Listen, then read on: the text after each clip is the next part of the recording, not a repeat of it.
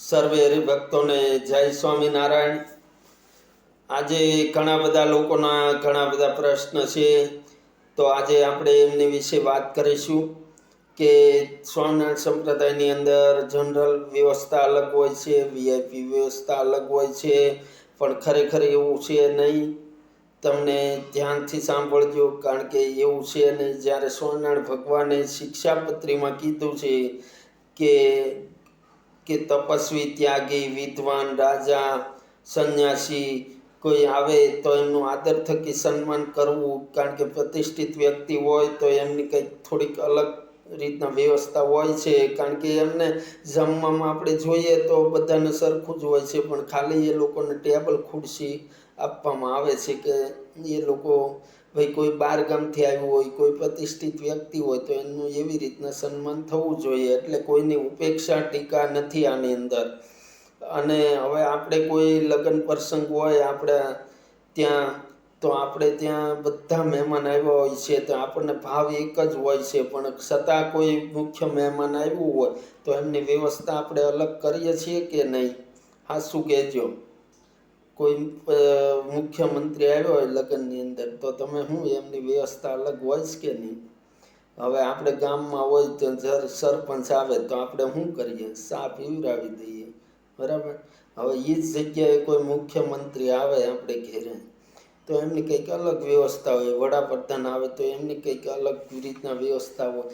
એટલે આ રીતના હોય છે, એમાં કોઈની ઉપેક્ષા ટીકા નથી। આપણે પછી બહાર અન્ય જગ્યાએ કથા જોઈએ છે તો ત્યાં પણ વીઆઈપી લોકોની વ્યવસ્થા અલગ હોય છે।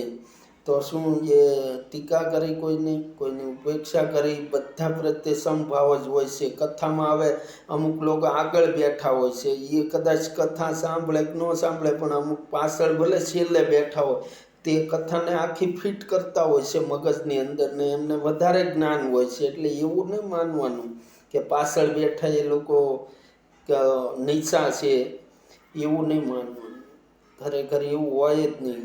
હવે માને 2 દીકરા હોય છે, 2-3 દીકરા હોય છે, એક નાનો હોય મોટો હોય એ રીતના, તો હવે માં રોટલો આપે તો મોટા દીકરાને આખો આપે, કદાચ નાના દીકરાને અડધો આપે, તો શું એમનો ભાવ અલગ હોય છે? ભાવ એક જ હોય છે, પણ એ નાનો દીકરો અડધો જ રોટલો ખાશે, મોટો આખો કદાચ ખાઈ જાય, એટલે ભાવ એક સરખો જ હોય છે। એટલે આ કોઈ ઉપેક્ષા નથી, કોઈ ટીકા નથી। અને બીજું કે ઘણા લોકો એમ કહે છે કે આ એટલા બધા મંદિરો બાંધીને મંદિર પાછળ ઘણા બધા ખર્ચાઓ કરે છે, તો ખરેખર ખર્ચા નથી, ખોટા ખર્ચા નથી।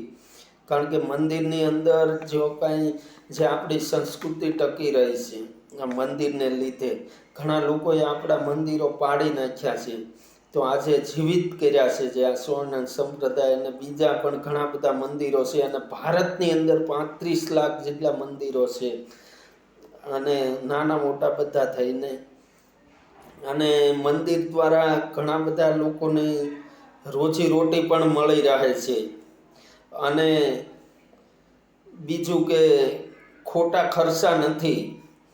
હવે આપણને ક્રિકેટના ખર્ચા નથી નડતા, પિક્ચર 500, 700, 1000 કરોડના ખર્ચે બનાવવામાં આવે છે, તે આપણને ખોટા ખર્ચા નથી લાગતા। પછી મોટી 5 સ્ટાર હોટલ બને એ ખોટા ખર્ચા નથી લાગતા। ક્રિકેટનું ગ્રાઉન્ડ બને કેટલાય કરોડના ખર્ચે, તે ખોટા ખર્ચા નથી લાગતા। પછી અમુક વ્યક્તિના જે સિક્યુરિટી પાછળ કરોડોનો ખર્ચો થતો હોય છે, તે આપણને ખોટો નથી લાગતો, કારણ કે જરૂરી છે, સિક્યુરિટી જરૂરી છે। એમ આ બધી વસ્તુ જરૂરી છે મનોરંજનની, એ રીતના મંદિરની પણ જરૂરિયાત છે। તો ઘણા લોકો એમ પણ કહેતા હોય છે કે તો શું મંદિર બાંધ્યા તો કોણ સુધરી ગયું? હવે સુધરે કે ન સુધરે એ એમનો પ્રશ્ન છે, ને ઘણા બધા લોકોના જીવન સુધરી પણ ગયા છે। જ્યારે આ દિલ્હીની અંદર મંદિર બાંધ્યું અક્ષરધામ, ત્યારે બધા લોકોના અભિપ્રાય લખવાના હોય છે, નોટની અંદર લખે, આમ નોટ મૂકેલી હોય કે ભાઈ આ તમને મંદિર કેવું લાગ્યું એમ।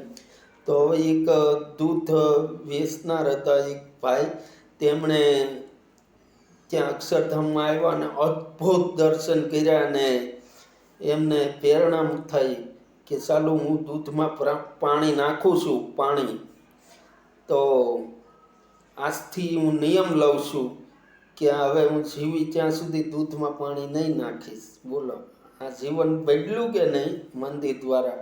એટલે એવું થતું હોય છે મંદિરથી ને એ ફાયદા થાય. હવે પછી આપણે એમ કે ન સુધરે તો એમાં બીજા તો શું વાંક છે? ગંગા નદી છે, ત્યાં ગંગા નદી પાસે ઘણા બધા લોકો રહેતા હોય છે, પછી ન નાય તો કોનો વાંક કહેવાય? ગંગા નદીનો થોડો કહેવાય, તો પાણી છે જ તે, પણ ન નાવ તો આપણો વાંક કહેવાય. એટલે આવા ઘણા પ્રશ્ન છે. અને પછી એમ કહેતા હોય છે ગરીબને આપો, બધા અન્નક્ષેત્ર ને બધું ચાલતું જ હોય છે. જ્યારે વિપત્તિ આવી છે, જ્યારે આ ઘણી બધી, ત્યારે પણ સ્વામિનારાયણ સંપ્રદાયના કાર્યકરો પહેલાં પહોંચી જતા હોય છે. અને ઘણી બધી સેવા કાર્ય, જ્યારે આ યુક્રેનનું ને યુદ્ધ ચાલતું રશિયાનું, ત્યારે પણ ત્યાં પણ હરિભક્તોએ જમાડ્યા અને ઘણી બધી સેવાઓ કરી. પછી ઘણી બધી સેવા પ્રવૃત્તિમાં જોડાયેલા છે. અને જે અમુક લોકોની વાતો સાંભળી, એક બે વાત ને એક બે સાધુ કદાચ બોલી ગયા છે, એની ભૂલ જ છે. અમુક જે શબ્દ ન બોલવાના બોલી ગયા છે, પણ ખરેખર એ 2-5 સંતોને લઈને પછી આખા સંપ્રદાય અને બધાને જે નીચું જોવા જેવું કરવું એ પણ યોગ્ય ન કહેવાય. એટલે ખરેખર સ્વામિનારાયણ સંપ્રદાય એક સરસ છે અને સુસ્ત સંપ્રદાય છે, અને ઉપાસના શુદ્ધ ઉપાસના છે. અને જ્યારે પ્રગટની ઉપાસના, જ્યારે સ્વામિનારાયણ ભગવાને 10મા વચનામૃતમાં કીધું છે કે જ્યારે આવા સંતની અંદર હું અખંડ રહ્યો છું, એટલે ગુરુ પરંપરા પણ અખંડ ચાલી આવે છે. અને ભગવાન કહે કે હું રહેવાનો જ છું સંતો દ્વારા પ્રગટ, અને પ્રગટ હોય એ જ ઉપાસના. સર્વને જય સ્વામિનારાયણ.